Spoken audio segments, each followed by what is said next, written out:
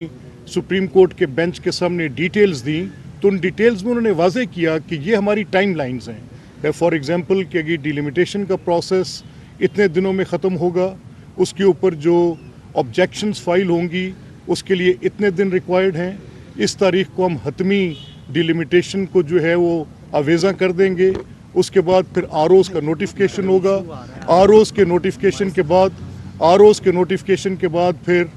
Schedule का ऐलान होगा, फिर नॉमिनेशन पेपर्स होंगी, स्क्रूटनीज होंगी। तो इलेक्शन का प्रोसेस एक स्टैट्यूट के ताबे है, एक रूल्स के ताबे है। अगर उस तारीख के मुताबिक अगर आप उसमें कुछ दिनों का फ़र्क डालेंगे तो उसके साथ वो पूरा इंतखाबी अमल वो सैबोटेज हो जाएगा।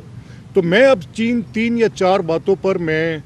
काफ़ी इस मामले में सोच विचार के बाद इस नतीजे पर पहुंचा कि अगर तहरीक इंसाफ आरओज़ के नोटिफिकेशन को मुअत्तल कराने जाती है और ये जानते हुए मुअत्तल कराने जाती है कि जुडिशरी ऑलरेडी इस पर अपनी पोजीशन क्लियर कर चुकी है और वो भी एक पॉलिसी के ताबे क्लियर कर चुकी है कि जुडिशल पॉलिसी के अंदर ये है कि हम अपने जुडिशल ऑफिसर्स को परफॉर्मेंस ऑफ दिस ड्यूटी यानी कि आरओज़ के तौर पर उनकी तैनाती, हमारे पास जजेस अवेलेबल नहीं हैं जो बतौर आरओज़ काम कर सकें, तो फिर इलेक्शन कमीशन के पास क्या गुंजाइश रह जाती थी? एज अ पॉलिटिकल पार्टी मैं ये सवाल पूछना चाह रहा हूँ कि उनके पास क्या गुंजाइश रह जाती थी कि क्या वो अगर जजेस आरओ नहीं आते तो इलेक्शन का इनेकाद ही ना कराएं? और फिर जब एक 8 तारीख की ये जो डेट दी गई, ये सुप्रीम कोर्ट के अंदर दी गई, उनके अपने काउंसिल अली ज़फ़र कोर्ट में मौजूद थे। ये प्रेसिडेंट ऑफ पाकिस्तान, जो कि मेरा बड़ा शदीद एतराज़ है कि वो पार्टी टू द प्रोसीडिंग्स नहीं हो सकते थे, वो कभी भी एक पॉलिटिकल पार्टी के सरबराह हेड ऑफ द स्टेट, पूरे मुल्क के हेड ऑफ द स्टेट होता है। जस्ट ये मोहतरम अलवी साहब को he should have reason beyond that party affiliation, और ये उनका बतौर सदर इंटरव्यू देना कि मेरे चेयरमैन वो हैं। भाई आप सदर मुमलिकत हैं और सदर मुमलिकत की आइन के अंदर पूरी तफसील दर्ज है कि वो रियासत में होता है, नॉन पार्टीजन होता है। लाहौर हाई कोर्ट्स के फैसले हैं मोहतरम आसिफ अली जरदारी साहब के केस के अंदर, उसमें उन्होंने बताया कि सदर मुमलिकत किसी जमात का हिस्सा नहीं रह जाते जब सदर मुमलिकत होते। लेकिन एनीवेज जब ये इतनी कंसल्टेशन के साथ ये एक डेट 8th डेट आ गई थी, तो तहरीक इंसाफ एक तरफ तो ये शोर करती है कि जी देखें हम इंतखाबात मांग रहे थे। भाई आप जब इंतखाबात मांग रहे थे, मुझे याद है मैं ख़ुद परवेज़ इलाही साहब के पास गया और मैंने उनसे ये कहा कि एक unconstitutional act will further breed unconstitutionality. आप जो काम करने जा रहे हैं कि आप 3 या 4 माह पहले इलेक्टोरल साइकिल को तोड़ेंगे,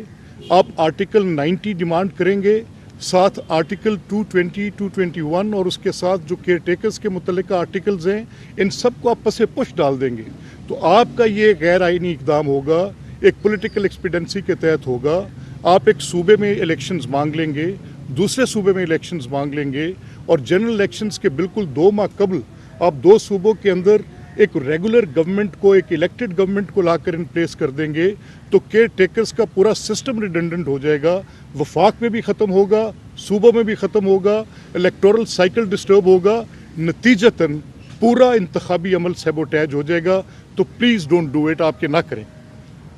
बहरहाल lesser said is better said. वो हुआ जो हुआ, आपने देखा कि एक गैर आइनी इक़दाम उनका टेक्स्ट बुक रीजनिंग में, यस ये ठीक है वो असेंबली तोड़ने का इख्तियार रखते थे, लेकिन इख्तियार has to be used with due diligence, बड़ी केयर के साथ इस्तेमाल करना पड़ता है। कई इख्तियारात ऐसे होते हैं जब आप उनका इस्तेमाल कर रहे होते हैं तो लेटर में यानी कानून के अंदर लिखे के मुताबिक आप कर सकते हैं, लेकिन उसकी इम्प्लिकेशंस और उनके फॉल आउट्स वो कॉन्स्टिट्यूशनल क्राइसिस क्रिएट कर देते हैं। तो ये हम उनसे बात कर रहे थे कि ये एक पॉलिटिकल कोर्स है, तो आप काइंडली इस पर गौर करें कि आपका ये एक पॉलिटिकल एक्सपीडियंसी के तहत किया गया इकदाम फर्दर अनकॉन्स्टिट्यूशनैलिटी ब्रीड करता रहेगा, और फिर रेस्ट इज़ हिस्ट्री। आपने देखा कि फिर उस पर बड़े दलाइल आए। मैंने तब भी आकर कहा था, मैं कहा अच्छा आपने कर दिया, अब अगर 90 दिन में आप ये साइकिल तोड़ेंगे और इंतखाब अगर 90 दिन में होते तो क्या कॉन्सिक्वेंस इंटेल कर लेंगे आप? At the best supreme court में जस्टिस अतर मिनल्ला की एक जजमेंट में मैंने देखा, वो कह रहे हैं कि इसके ऊपर बात होनी चाहिए, फैसला होना चाहिए, लेकिन एक सियासी अमल उसको इस तरीके से अपने मुफाद के तहत आप उससे मकासद हासिल करना चाहें तो वो उसके फिर नुकसानात होते हैं। आज तहरीक इंसाफ एक तरफ तो बाहर बाजा बजाती है कि जी हमें इंतखाब नहीं मिल रहा, तो जब इंतखाब मिल रहा है तो आप भाग रहे हैं। आपकी ये पिटिशन आरओज़ के नोटिफिकेशन, मेरा इंटरेस्ट नहीं है, may it be any judicial officer, may be अगर वो कोर्ट्स कहती हैं अपनी जुडिशल पॉलिसी से डिविएट करती हैं, बट मेरा एक इंटरेस्ट है कि जब एक फ्री एंड फेयर और एक जस्ट इलेक्शंस करवाने का मैंडेट इलेक्शन कमीशन के पास है, उसी आर्टिकल 200 में उनको ये इख्तियार दिया गया है कि वो अपनी मदद के लिए किसी को भी मुआवनत के लिए तलब कर सकते हैं, उनसे मदद मांग सकते हैं, उनके ज़िम्मे को फरीज़ा डाल सकते हैं। तो जब उन्होंने ये एग्जीक्यूटिव को डाल दिया,